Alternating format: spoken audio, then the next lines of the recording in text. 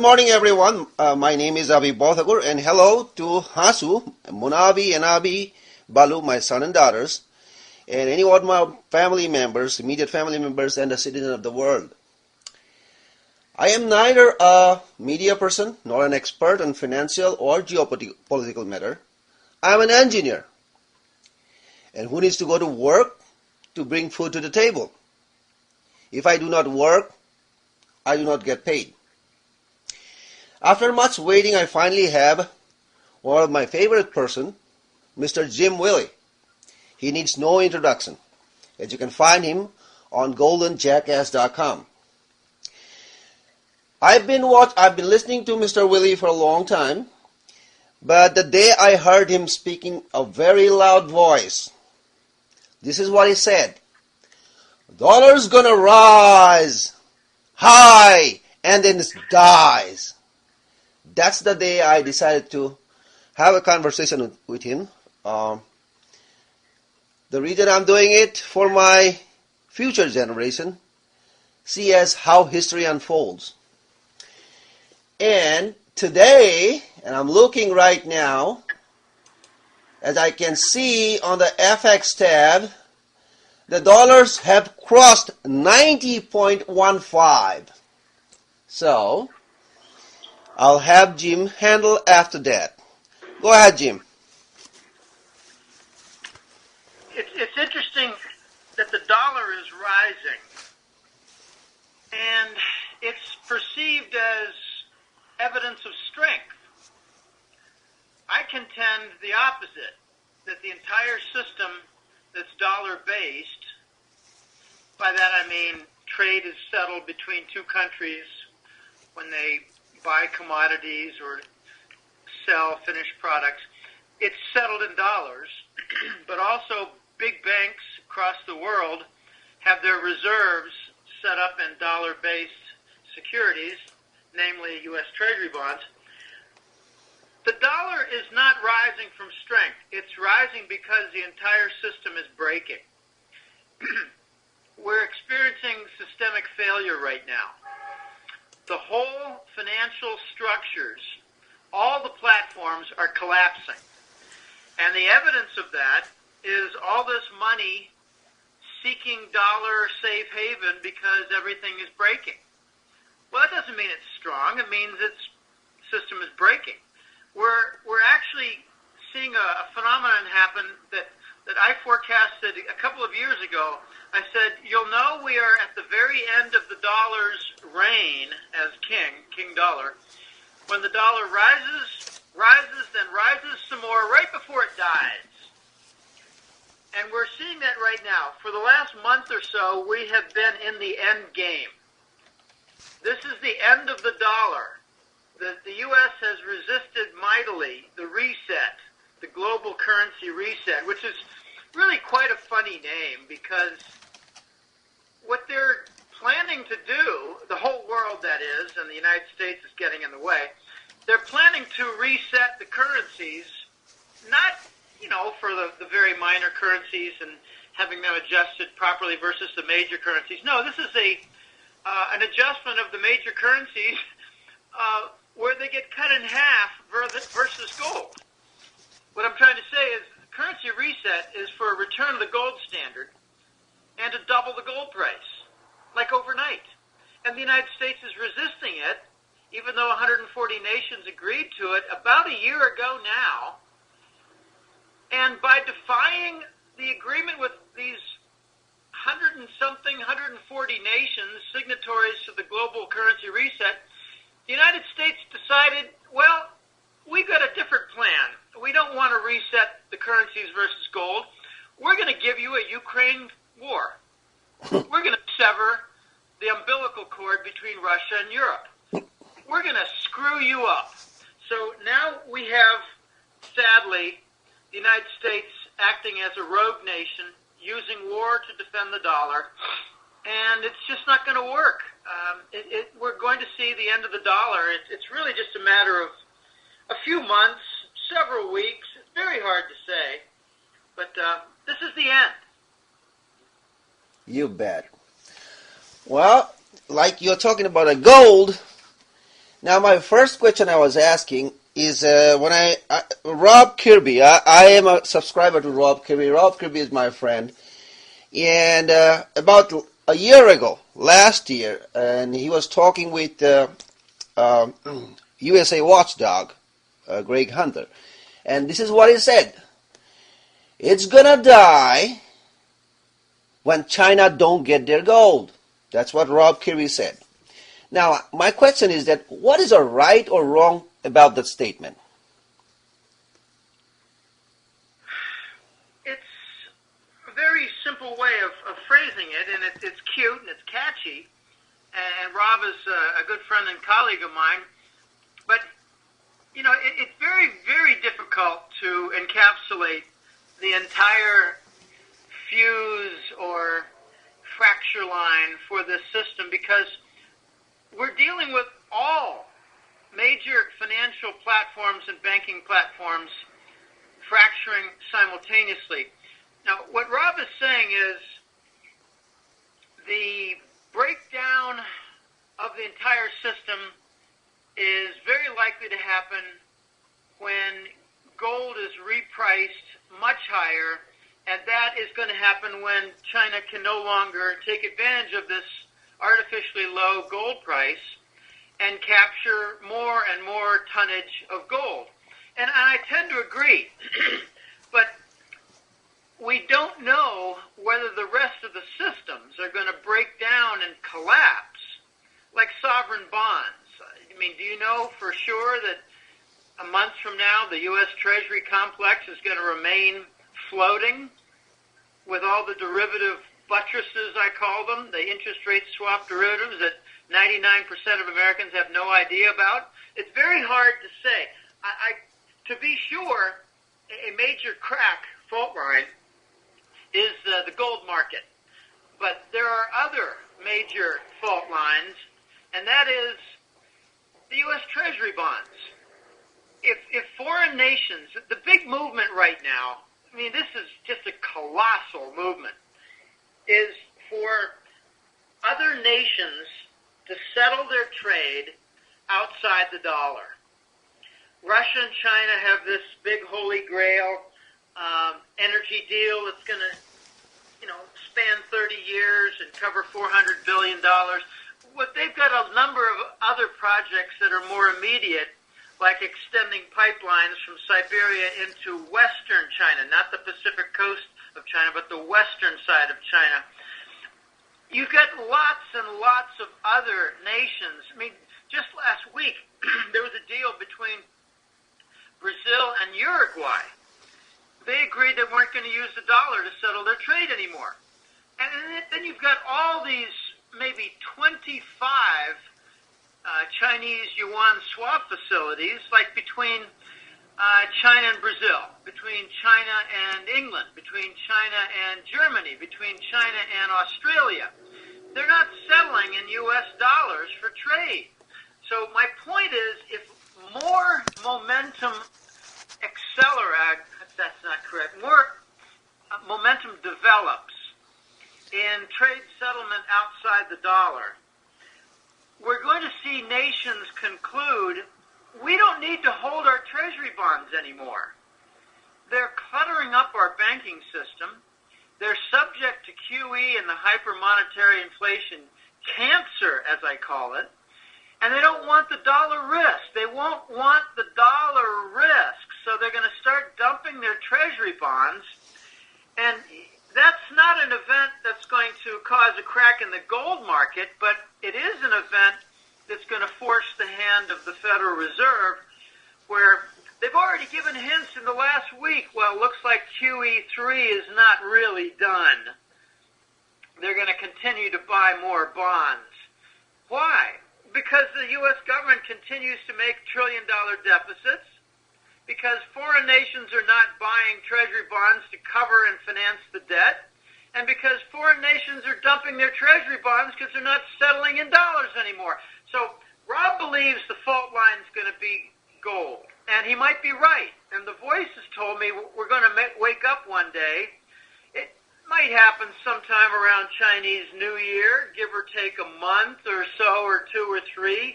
Chinese New Year is mid-February. The Yes. boys think we're going to wake up someday and find the gold price is twice the price, and the silver price is 3 times the price. So, pardon me, if the United States says we're going to defy your global currency reset, it's very possible that the world is going to say, well, screw you, we're going to double the gold price and totally throw grenades into your banking system as retaliation. And how would that work? Well, if the gold price is suddenly $2,600 and the silver price is suddenly $50, all the Forex derivatives tied to gold blow up. So all the New York, London, and Western European banks go into failure unless the central banks monetize all those derivatives. But what would that cause? That would cause all the global major currencies to have lost confidence. There'd be no confidence at all in the entire Forex currency system led by the dollar, but which include the pound sterling, the Swiss franc, the euro, the yen. All these currencies would go into the toilet from the confidence side.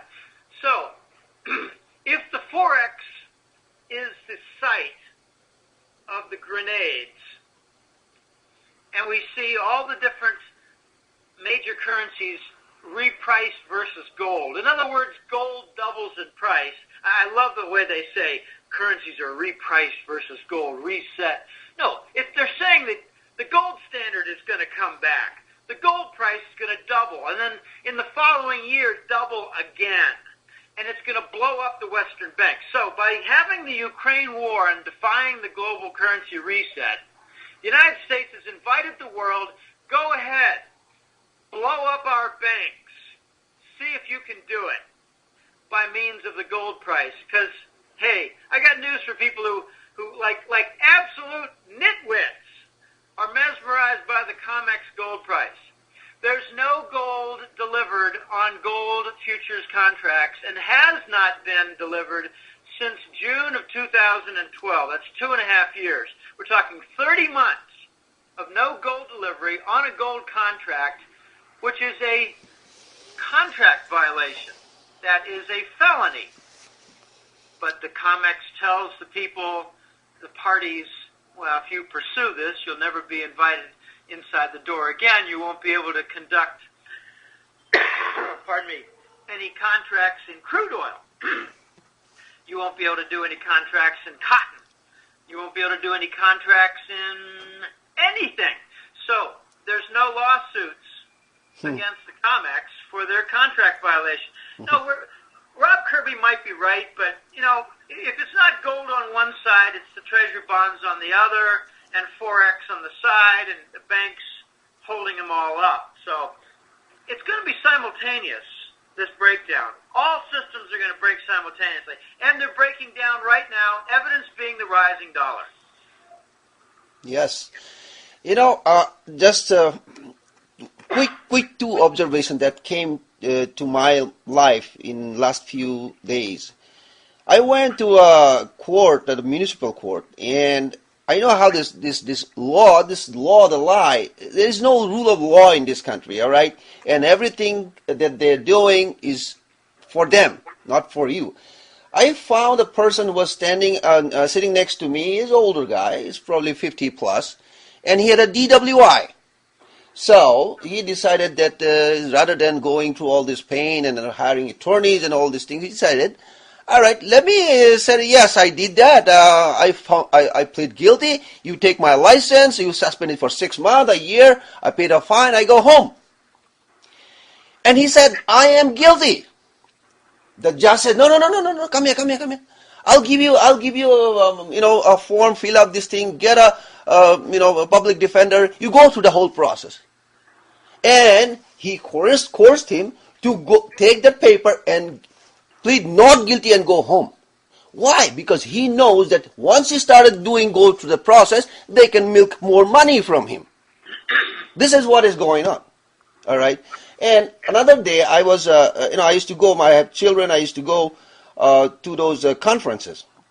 And I was sitting there with a lot of other, you know, mother, father, parents going there, and I was sitting there and I'm watching all across myself. All right, I've seen few women sitting there, and I looked at them and I thought myself, you know what? If I close the door that going out, and I ask anyone, do you have any valuable with you to get out the door?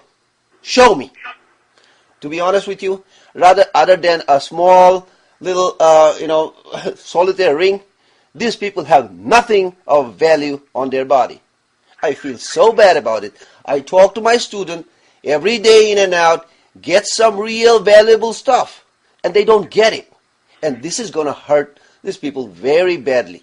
And I'm trying to tell, and then nobody's listening. Now, coming back to my second question, is about the U.S. Treasury. China's holding U.S. Treasury has not fallen, but not a lot. Why it's not fallen? They have been, financing all this stuff in Africa and where not. How they are paying? I don't know.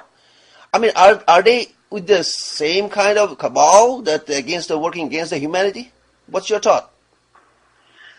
Well, before I get to that, I'd just like to make a quick comment about the people not having much in the way of wealth and being sustained in order to continue paying.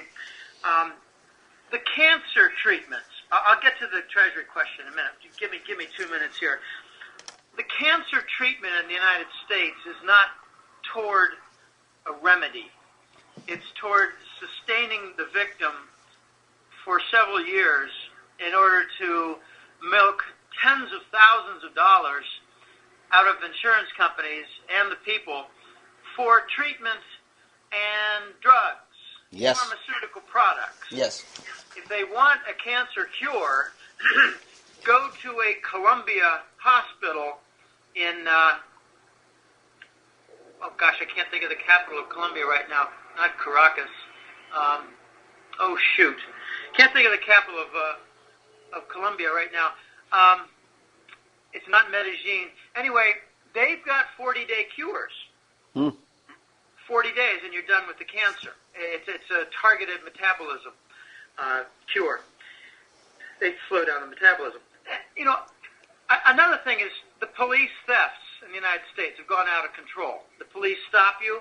They confiscate some property. They might empty your wallet. And the people are told, okay, you can go home now. F you. And there's very little recourse that can be done. There are also bank confiscations, bail-ins. You also have health care hikes. What do you get for the health care hike? Well, I don't know. Why did it go up? Well, I don't know. It just goes up. Everything's going up. People have lost their home equity. Their home prices have gone down markedly. And we don't look at Wall Street as saying, oh, you stole my home equity. But what is it if they had $2, $3, $5 trillion worth of bond fraud from mortgage-backed securities? These are thefts. So anyway, I like to make the point that we don't have a normal situation here, and the thefts that they go on and on and on. Okay, the capital of Colombia is Bogota. I'm sorry. Yeah. Okay. But, I have a client. Not a client. He's a contact. He's a great guy. He's a strange fellow, but he's a nice guy. And he tells me, I've taken maybe 30 American citizens down to Bogota to the hospitals, and we have these 40-day cancer cures where they, if you get cancer of the liver, they target the liver and slow down the metabolism of the liver. They get the growth that's gone out of control to slow down, and 40 days later you get a cure. They don't like that in the United States. There's something called, SEAC-T that will reduce your prostate. SEAC-T. It'll also get rid of the cancer in your prostate. SEAC-T. ESSAICT. Well, gosh, one of the leading proponents in Washington State was a lady who maintained a private library. It was not online. It was all kinds of cancer cures and natural things. She went down to the Amazon frequently. As soon as she died, mysteriously, her whole home and library went burning to the ground. Okay, this is the way the U.S. pharmaceutical industry works. All right, to your question about U.S. Treasuries. Are they really being used on a widespread basis? You bet they are. It's called indirect exchange. There was a deal a little over a year ago where British Petroleum sold its stake to TK something or other in Russia. TKE Energy, a big oil company. I think they're number 3 oil company or number 4 oil company in Russia. Rosneft bought it. Rosneft bought the TKE stake owned by British Petroleum for $53 billion. Russia paid in treasury bonds.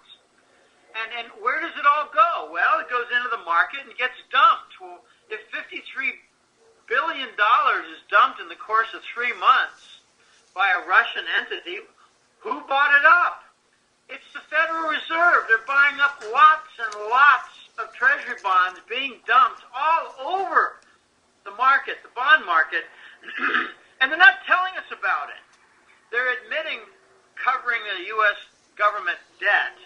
They're admitting the rollover of the U.S. government debt, but they don't admit on anything on derivatives, and they don't admit on anything for indirect exchange, which is asset purchases done by China. I'd like to point out the Chinese asset purchases, whether it's a port, another port in Australia. They own all the ports in Australia. They own all the ports in Los Angeles. They own all the ports in British Columbia. They own all the ports in Mexico. They own a major port that they helped build in Brazil. If you take a look at all the different ports and railroad deals in Africa and big, let's say, mine properties in Africa that they purchase or energy fields in Africa that they purchase, add them all up for a single year, and it comes to maybe $8, 10, $12 billion. That's less than what they used to buy every single stinking month. So the asset purchases by China are relatively tiny in the grand scheme of things. The Chinese are doing something extraordinarily clever and right under the U.S. bankers' noses. They put $1 billion in Wells Fargo Bank in California, and they get to borrow $8 to 10 billion against it. And with that clean money, with the pristine collateral of treasury bonds, they're able to buy $10 billion worth of property, commercial property. The U.S. government doesn't like it, but what are they going to say? Hey, Wells Fargo, don't accept treasury bonds as collateral? And this is where it's all breaking down. The Chinese, I believe, have lied that they own $1.3 trillion in treasury bonds. I think they own substantially less, but it's nowhere near zero. If I had to put a guess on it, I'd say they own $850 billion of treasury bonds, not 1.3. And who lies on the other side? It's the Saudis and the Gulf Emirates. I did a calculation last June or so, May. There was a big news item that came out and said that the Saudis were going to open an independent sovereign wealth fund that acted apart from their central bank. And then I heard, well, gee, this came from The Voice, and I believe The Voice was instrumental in helping them to design and implement it. They're going to use the sovereign wealth fund to convert treasury bonds to hard assets. In other words, gold. The Saudis have set up a sovereign wealth fund to dump their treasuries and buy gold. And I asked them, are the other Gulf Emirates like Abu Dhabi and Dubai and Oman, Kuwait, are they all going to follow suit? And I heard, well, they might actually use the Saudi Sovereign Wealth Fund and their office, see how it goes, and maybe create their own. So then I did a little private exercise. This is, getting at the point of who owns how much treasury bonds. I added up all the Gulf Emirate sovereign wealth funds, and I came up with $2.3 trillion. And we all know the Saudis have been recycling, and so have the Gulf Emirate states, been recycling their oil surpluses for 50 years. Treasury bonds and other instruments like, say, Citigroup stock, other Wall Street bank stock, maybe some Western European bank stock, London bank stock like Barclays. Pardon the noise here, but I live near an avenue, and there's a lot of buses, trucks, and sirens.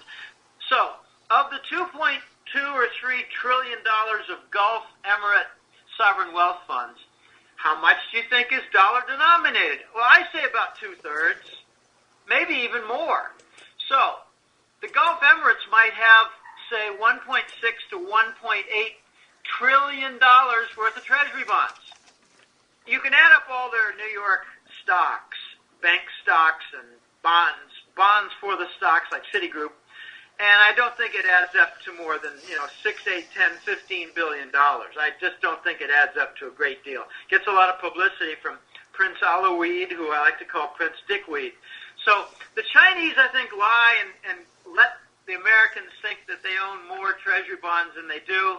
They say the official number is 1.3 trillion. I think it's about 800 billion. And the Saudis don't talk much at all about their treasuries. And I think they own, probably with the other Emirates in the Gulf, close to around $1.75 trillion. So that's a lot of treasury bonds that are going to get converted into gold. Because what are they going to do with all this toxic paper? Well, they're going to want something tangible, and they're going to want something for their banking systems that is, not toxic. And why would any nation want to store treasury bonds when the United States and the Federal Reserve are printing them? This is what third world nations do. We criticize Zimbabwe as having a currency that's goofy, undermined by printing. That's exactly what we're doing in the United States.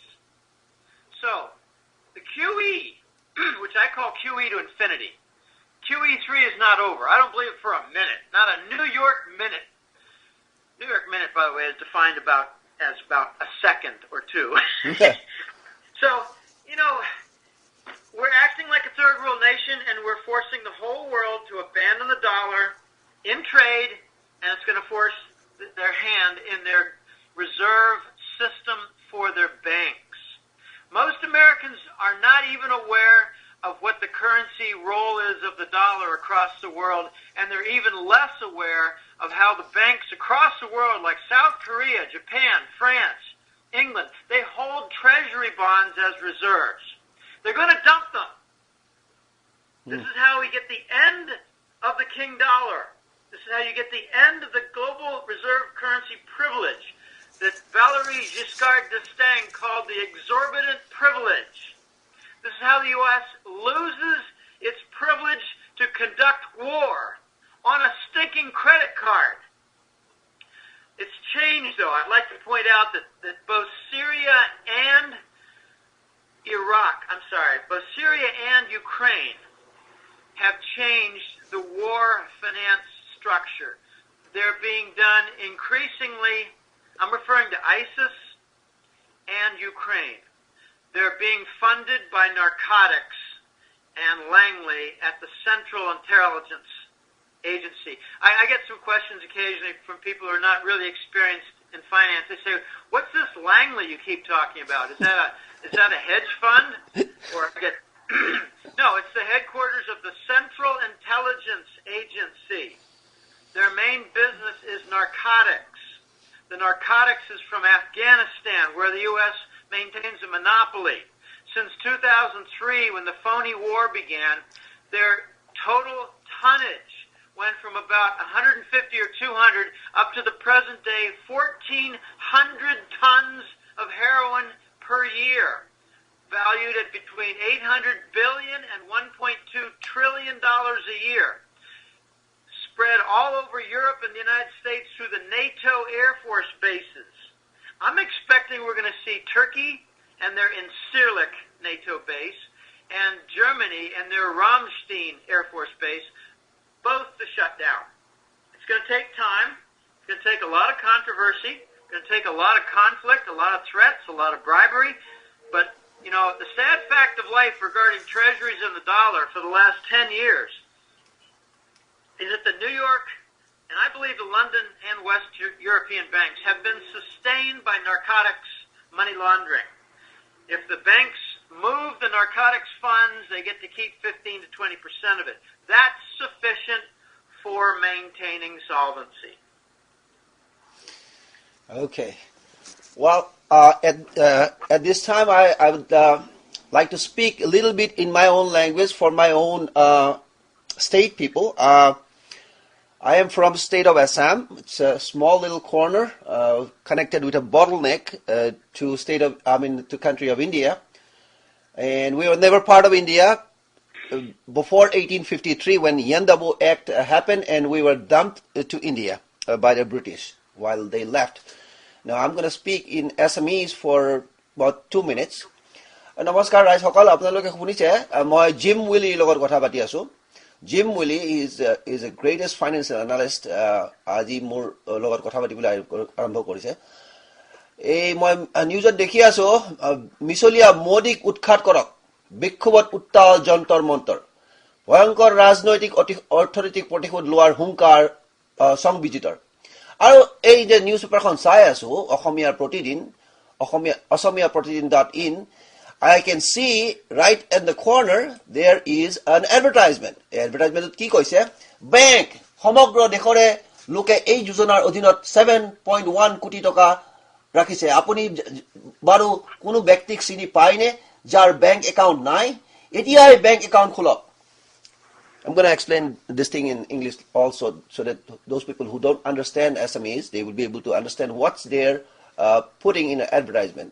So they are starting a new scheme under the Prime Minister right after they came out from Sydney after the G20 summit.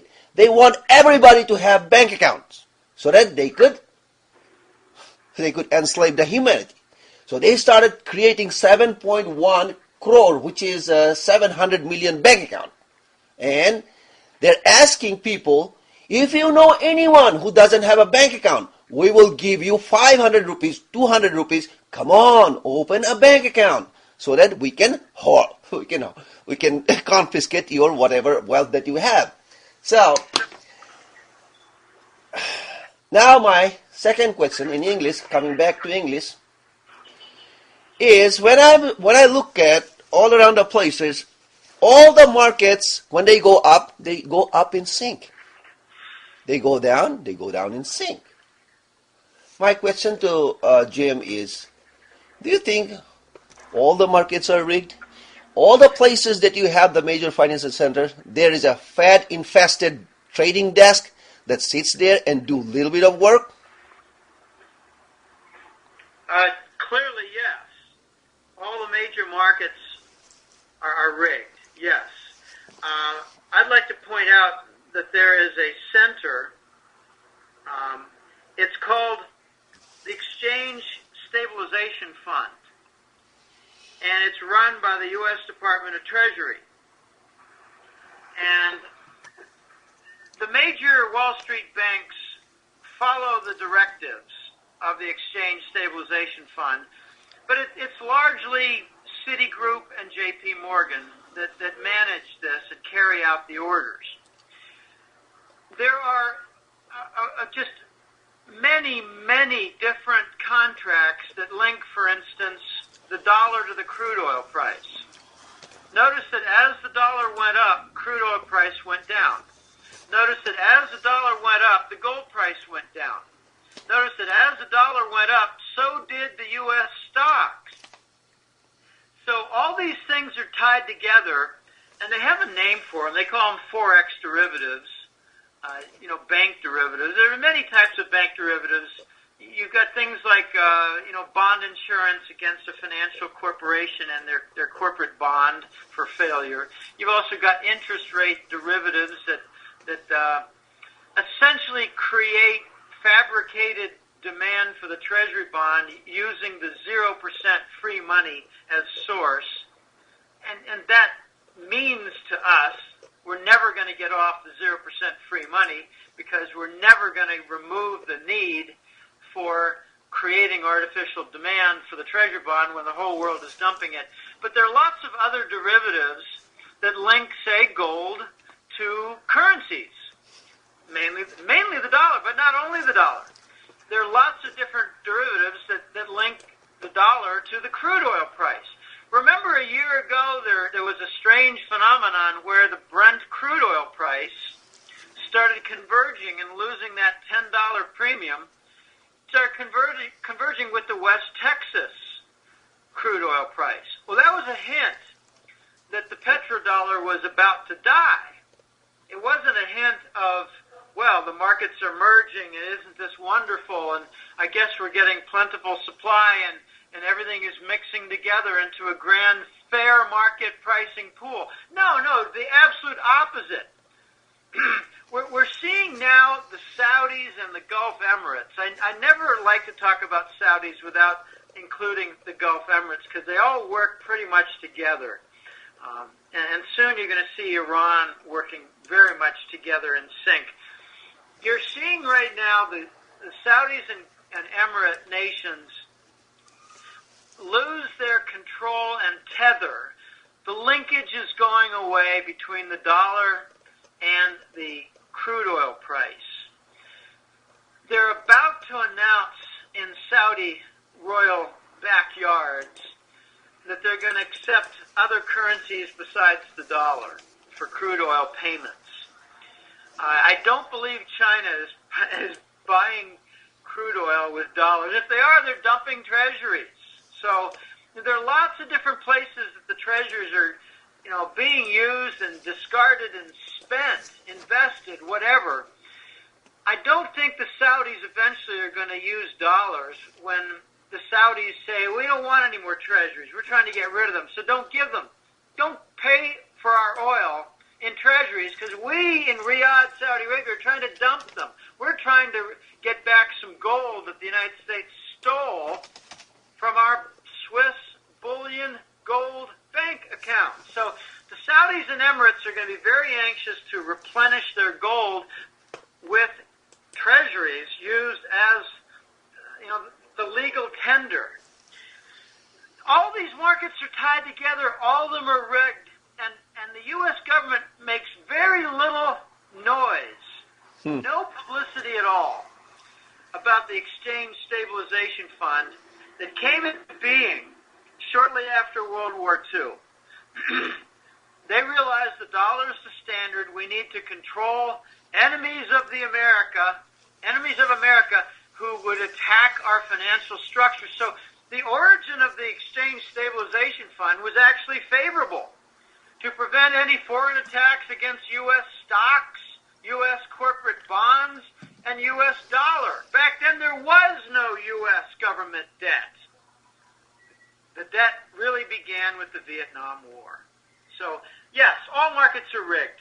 Yes, the Fed-infested debts are all over the place through the Department of Treasury working together with the Exchange Stabilization Fund. There are no more fair markets, period. Yes. There are a lot of things happening nowadays. As you can see, the Chicago Fed has these windows all, bricked up. Ukrainian gold turned out to be a lead block. Natural gas prices crashing. The Sony, a company from Japan, a foreign company, and trying to release a movie from United States, and trying to get a war started. I mean, there are a lot of things happening. Go ahead, feel free to talk some of the things about these. What about North Korea and the Sony hacking? Yeah. Well, it could be. I had an interesting conversation a few weeks ago with a fellow. I call him Cato. He's a very smart fellow. He's a retired Army soldier with the Rangers. He has CIA experience for a couple of years, but he got tired of what he called the psychopaths. In the U.S. military, if someone is ready to be brought on charges of extreme violence against civilians, they don't throw them in the brig. They send them to the CIA, where they can put them to good use, assassinating. Now, this fellow told me the North Koreans are the major number one counterfeiting country in the world for the U.S. dollar. And he said, what bill is it? And I said, well, I think it's probably the $100 bill. And by the way, I thought Iran was the number one counterfeiting country. He said, no, it's North Korea. And it's the $20 bill. There's lots of monitoring for the 100, so North Korea does their counterfeiting in reams and reams for the $20 bill. All right. There might be something going on with the hacking, but It could be. I don't know. I don't have a lot of information of what North Korea has been doing regarding hacking, but we hear a lot of stories about Chinese hacking, Iranian hacking, and now North Korean hacking, when I believe 90 to 97% of all the hacking that takes place is done by Langley. And Langley has tentacles to the U.S. press, so the story comes out that Iran is doing hacking of U.S. bank accounts, that the Chinese are doing hacking of the Wall Street banks and their bank accounts, and North Korea is doing hacking of various things, when 90 to 97% of the hacking is done by Langley. We're getting these threats all over the place to domestic United States. And I think the goal is to create enough mayhem and chaos until martial law is announced. All these hacking, all these, movie theater gunfire incidents, shopping mall gunfire incidents, these are largely done as Langley and FBI projects. And the purpose is to create mayhem. Turn in your guns. Yeah, I know. They have taken away my guns. And right now I'm looking at map.ipviking.com. That's the website, shows you everything. The hacks are coming in. And the top notch, I had the attack targets is United States is running about like 600, 702. And, where it's coming from, all China. Those hacking attempts that you are seeing coming from China, you have got a direct connection, a VPN connection maybe to the China, and then fire up on the regular internet, showing all the attacks coming from China or those forest Asian nation, and that's what is happening. I don't know what's going on, but that's very possible and very easy to do. Yes. So, well, we did cover a lot of ground today, and anything you want to say about your website, how people can reach you? I already talked about it, but go ahead, sir. Well, I've been in business now for 10 and a half years. I'm very pleased. Back in April and May, we had the 10-year anniversary. This is moving along really quite well. I'm getting a lot of attention for the correct, what I call mega forecasts. If people would go to www.goldenjackass.com, you'll see a lot of free material. There's interviews like this that I hope to have a link up for. I used to have a lot more public articles written, free public domain, free domain, open domain articles, but I haven't done as many this past two or 3 years because I'm getting more interview requests, and they're more fun, to be honest. But I have links for interviews, link for public articles, and if you're new as a listener to the whole rigged market and death of the dollar game, if you're suspicious of the propaganda against gold, which is written in the Constitution as the defined money, gold and silver, then start reading more and more, and eventually sign up for the newsletter when you're got a little speed going. The newsletter contains 2 monthly reports every month. One's called the Global Money War Report, and that's the high-level things like the dollar rejection. Russia and China are reacting and responding in unison to the sanctions that the U.S. government's putting out, both against Iran and Russia. The sanctions have a response that the whole world is going to abandon the dollar. So we're not going to isolate Russia. We're going to isolate the United States and send it to the third world because it doesn't have gold sufficient to make a legitimate currency.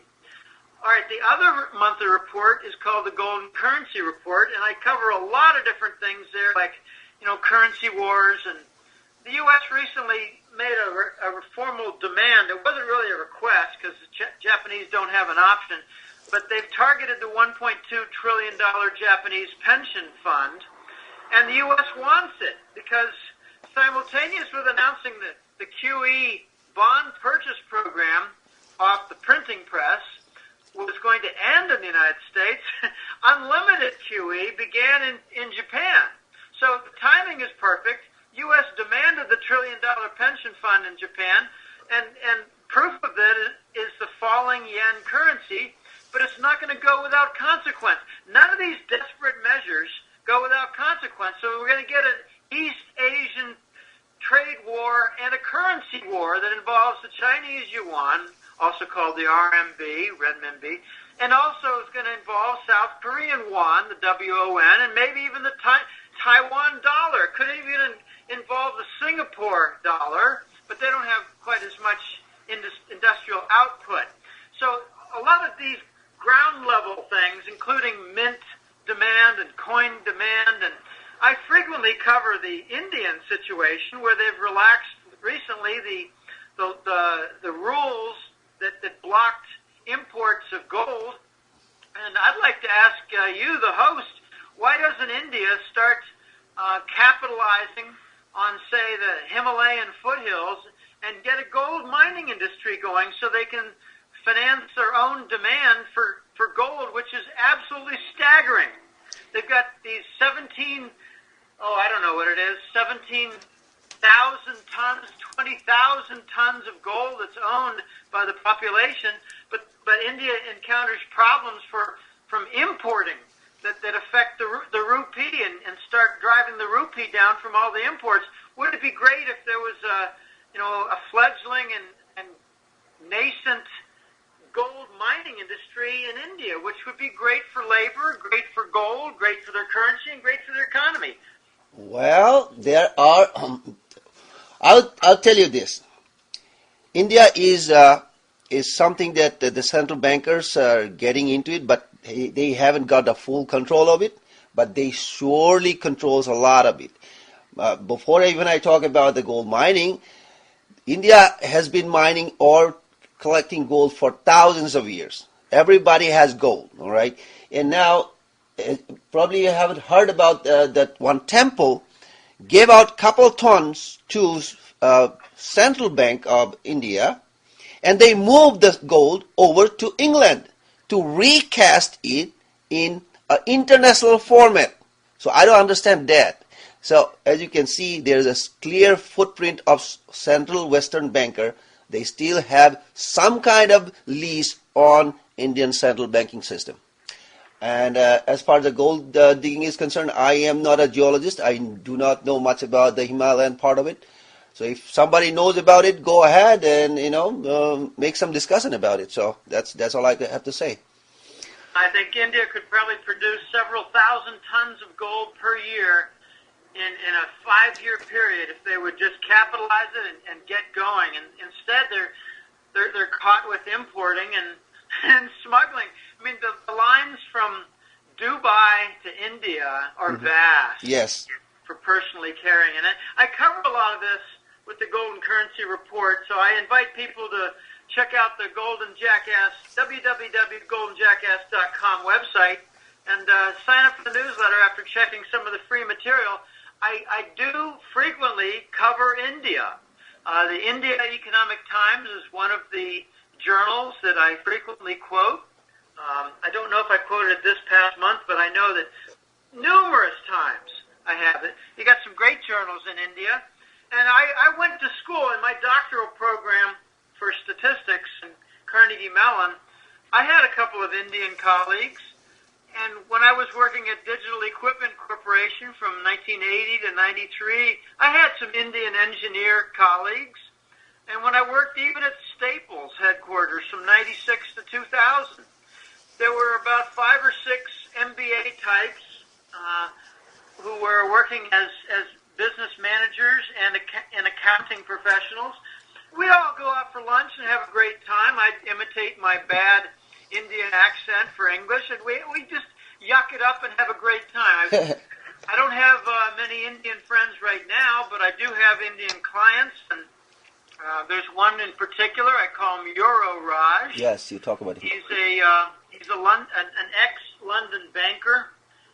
He's part of my inner circle of trusted colleagues, and Euro Raj is a brilliant fellow.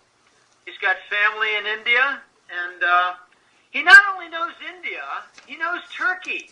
He knows Iran, so this is how I try to cover some of these other corners of the world that are very important. Iran is extremely important for their reaction to the sanctions by Washington, D.C., and Iran came up with the prototype for oil for gold trade. India buys Iranian gold by purchasing Turkish gold, and Turkey sources it by whatever means necessary. This is going to be a prototype.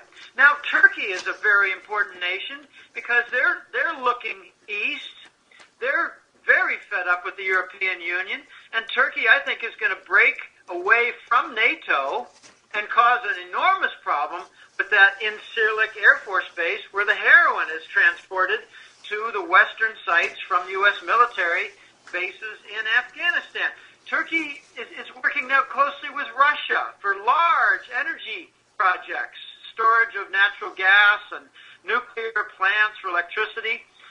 I believe Iran, Turkey, and Japan and Germany are the major nations that are going to turn east and turn their back on the United States. So I try to cover a lot of this in the newsletter, and it's fascinating.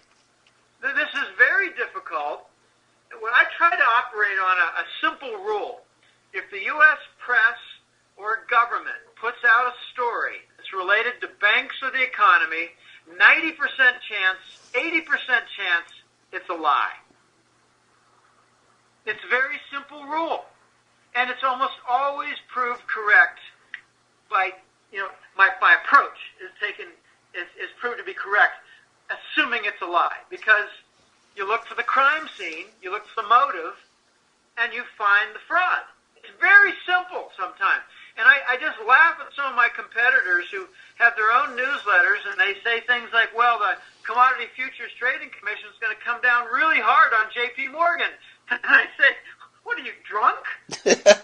Are you on Jack Daniels all day, or what? It's amazing. You cannot assume markets will be righted. You cannot assume that a problem will be pursued for remedy. You must assume the crime scene continues. And that's what's been happening since Lehman fell. By the way, that was not a bank failure. It was a bank kill job by J.P. Morgan and Goldman Sachs to prevent Goldman Sachs from having a similar bank failure. Instead, they remained in control, got the full 100 cents per dollar on their credit default swaps, and then went into full control of AIG, which got nationalized by the U.S. government. No, whatever gets nationalized by the U.S. government is a crime scene. Fannie Mae was a crime scene. Oklahoma City bombing in 1995, it was to prevent disclosure and evidence coming forward of thefts by President Bush and President Clinton of $1.6 trillion in Fannie Mae thefts. Okay, the big events are crime scenes. 9/11 was a crime scene. I just laugh at colleagues and friends clients who are new, and I say, are you aware what the largest private bank was in the world in September of 2001? They say no. And I say, it was the World Trade Center.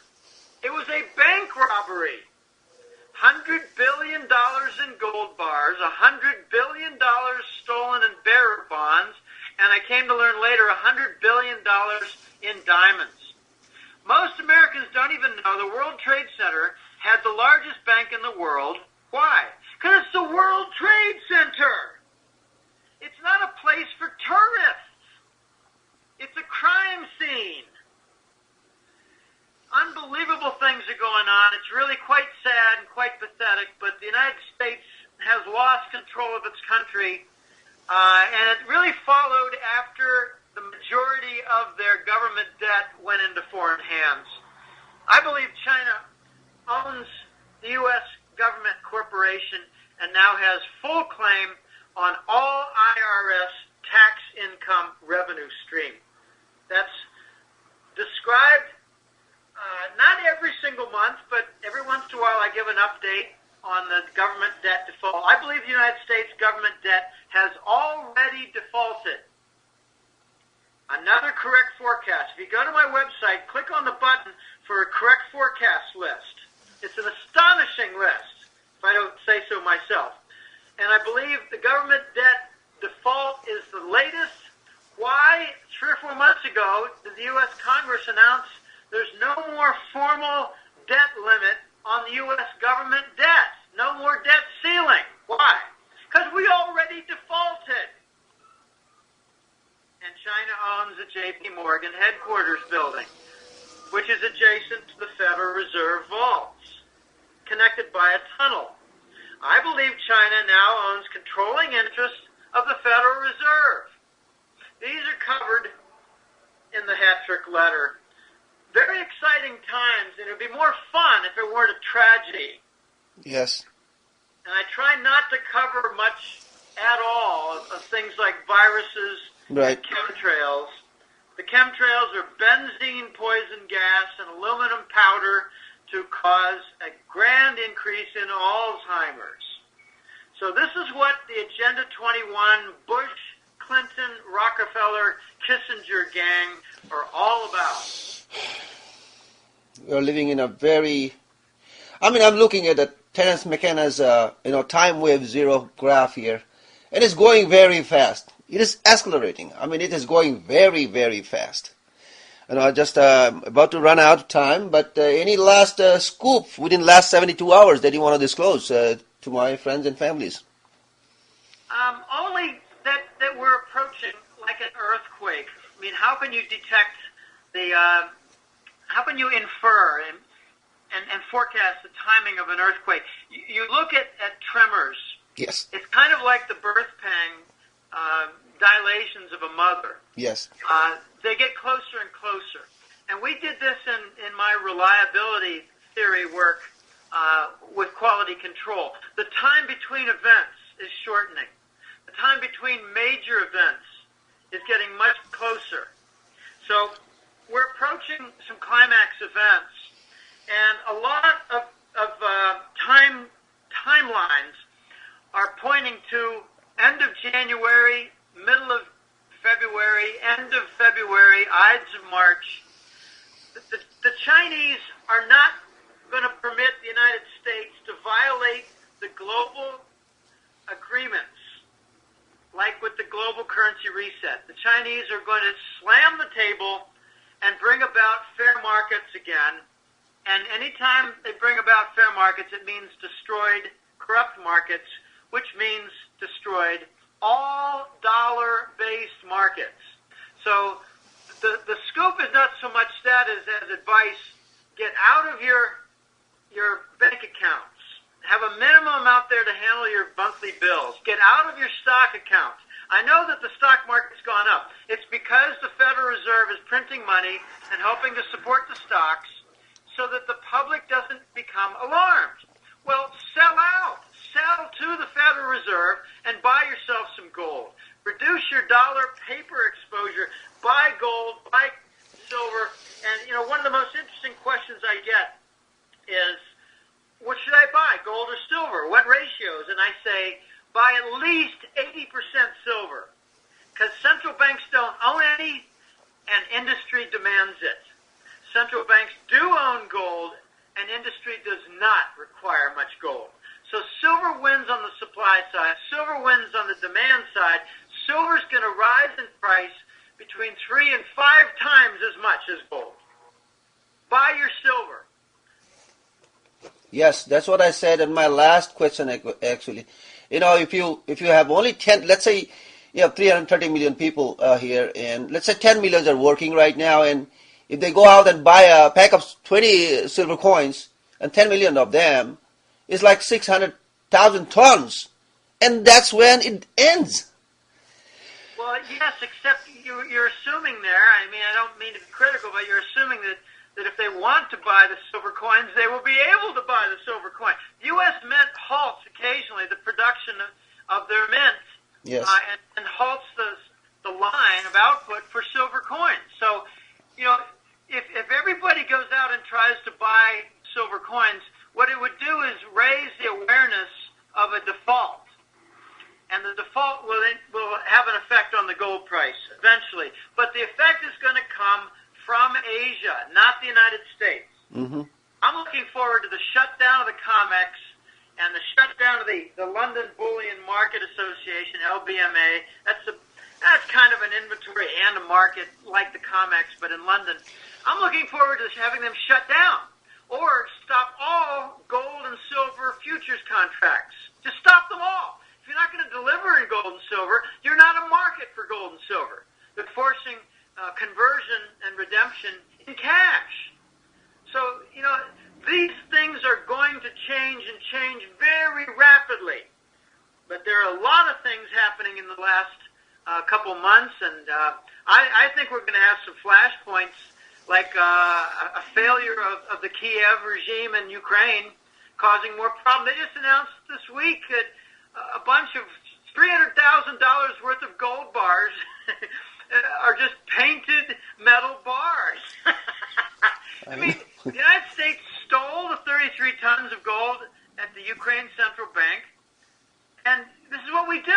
We create these wars, and we steal the gold. We're running out of nations to pilfer their gold, and now we've turned to Japan to steal their pension fund. We're going to alienate all our allies, and we're going to cause the fracture of the European Union. We're going to make them all alienated against the United States. Germany is making their case right now for leaving the euro. All these countries are like Austria, Germany, even France, the Dutch. They're looking to redeem their gold held in New York and London. Why? Because they suspect it's being stolen.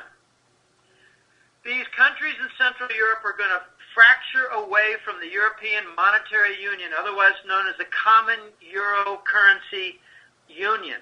They're going to break away. Germany, Austria, the Dutch are going to break away, probably Finland as well. They're going to break away and join Russia and China with the new BRICS gold and silver-backed currency. These are very exciting times. The United States is going to be forced to come up with their own gold currency, and if they can't come up with the gold in a legitimate manner that is audited independently and proved for its existence, then the United States is going to fall in the third world. Because they're not going to have a legitimate currency that's trusted. It's going to be devalued in the open market. I mean like 30% out of the gate, another 30% in 3 months. Before you know it, you have 60 to 70% devaluation of the new dollar when they lose the global reserve currency status and have to produce and launch a new dollar. They're calling it the treasury dollar. I'm calling it the Scheiss dollar. Scheiss is German for feces. S-H-I-T. The U.S. government is going to launch a Scheiss dollar. It's going to be badly devaluated unless the U.S. can produce the gold and demonstrate it from independent audits. I'd like to see Rubin, Clinton, and Bush forced with the death sentence to return the stolen Fort Knox gold or face a hanging. Well. Well, thank you, Mr. Jim Willie. Thank you for taking my call. And, thank you. And I'm going to turn off this recording right now and can speak with you for about 2 minutes. All right, Jim. Thank you for the nice conversation that we had. And I wanted to do it for my children, When they come back from school, they're going to listen to it. And I want to keep it for generations. This is a history in making. We're seeing history made. I actually joke with my contact source called The Voice. Mm-hmm. I say to him, when this newsletter is done and when the gold standard is back in a few years